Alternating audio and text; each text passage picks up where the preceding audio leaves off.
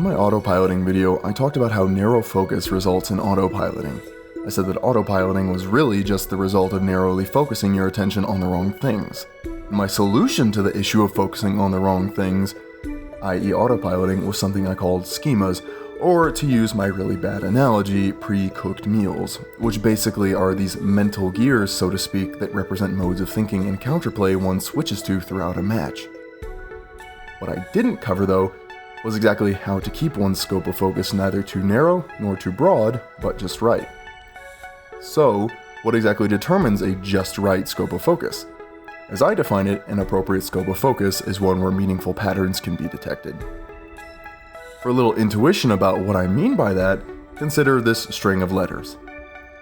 It just looks like random junk, and trying to find meaning in it seems pretty pointless, and most of us would probably hedge our bets on winning the Clefairy minigame from Pokemon Stadium 1 if we got a sequence like this. This is because we're likely reading the string and focusing letter by letter, which is a very narrow view of things. This sure would be a lot easier if we could identify some kind of pattern and separate the string into meaningfully distinct parts. Hey, look at that. Now that we've identified meaningful boundaries around where one part of the string ends and the next begins, we see this hideous mess is really just a collection of acronyms. This isn't too different from the flow of a match.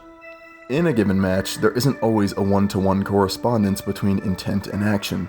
In other words, two or more separate actions could be grouped together by a common intent, just like multiple letters were grouped together in that string to form distinct acronyms. For some concrete motivation to this idea, consider Villager's classic play in neutral, Lloyd Rocket to Forward Air. This is an almost trivial example, but let's just ask ourselves for the sake of exercise. Are these two moves completely unrelated, or do they work towards a common end? The Lloyd Rocket, in almost every instance one might see it used, is followed up by a forward air or some functionally equivalent move. So there's at least some connection between the two, and we're starting to get suspicious that these two moves can be meaningfully grouped together. So, what then is the point of treating the Lloyd to forward air sequence as one thing rather than two unrelated things? What does this get us in terms of keeping our focus and attention where they should be? When you take matches one motion at a time, that is, when you respond uniquely to every move your opponent makes with a one-to-one correspondence, you are constantly responding to new stimuli, which means before you've had a chance to address one thing, yet another new thing is upon you, so you're constantly a step behind. For example, in the heat of the moment, you might see Pichu's incoming Thunderjolt and everything that comes after it as completely separate events requiring completely separate responses. But the Thunderjolt isn't both the beginning and the end of the sequence. The Thunderjolt bridges the gap and forces a shield while the grab, forward air, or whatever scoops you up. Let's frame this in terms of autopiloting. Say you don't recognize that, for example, the Thunderjolt isn't itself the terminal point of Pichu's intentions, so you fixate on the Thunderjolt and choose an option that addresses the Thunderjolt itself rather than the entire sequence. So you in a sense autopilot because your attention narrows to a level where the action isn't actually taking place, that is, at the level of the individual Thunderjolt.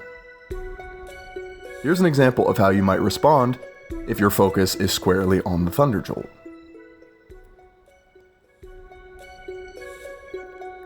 Shielding is an option that directly addresses the Thunderjolt and gets punished because your attention was on the Thunderjolt in that moment, and so you addressed the Thunderjolt directly. But when you see what is both literally and figuratively behind the Thunderjolt, your scope of focus is at a level where you can adapt and put forth counterplay without getting lost in irrelevant details that don't give the full picture of what's going on. Here's what might happen if you keep your attention at the sequence level, so to speak, rather than at the Thunderjolt level.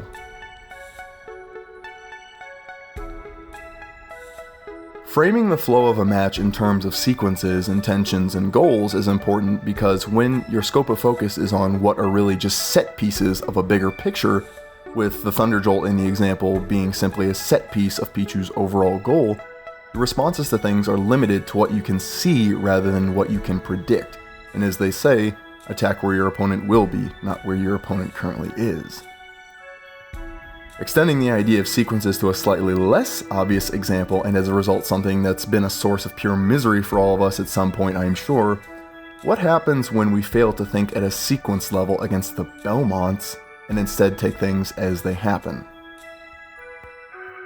Trying desperately to avoid a christening by cross, we accept God's loving embrace anyway as we land in the holy water. But if we think at a sequence level,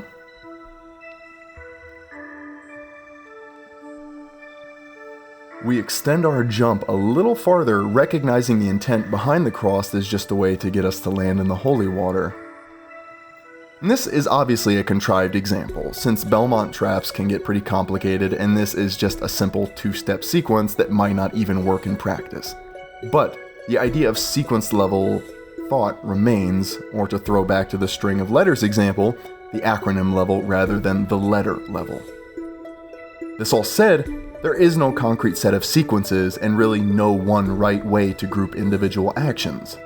What matters when thinking in terms of sequences and groupings is how they help you recognize your opponent's goals in a way that allows you to enact your own counterplay in a way that would not otherwise be possible if your attention is at levels where you're not seeing the big picture.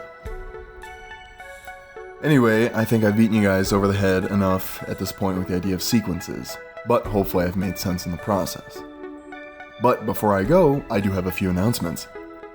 First of which is that in the coming weeks, I'll officially start streaming on Twitch. The exact dates aren't fully sussed out yet, since I've still got a few final exams left, in addition to a few other responsibilities to sort out before I promise concrete times. But the basics are that I will likely stream twice a week in the evenings, with one night devoted to viewer battles, analysis, and other SmashConceptions-y things, and the other to more casual things like game playthroughs. If that sounds like something you'd be into, my Twitch channel will be linked down in the description. Secondly, my Patreon now has tiers for things like Q&As, set analysis, and things like that. So if you guys like the channel and the spirit moves you to support it, I'd be deeply honored if you choose to do so. Link for that will be down below as well.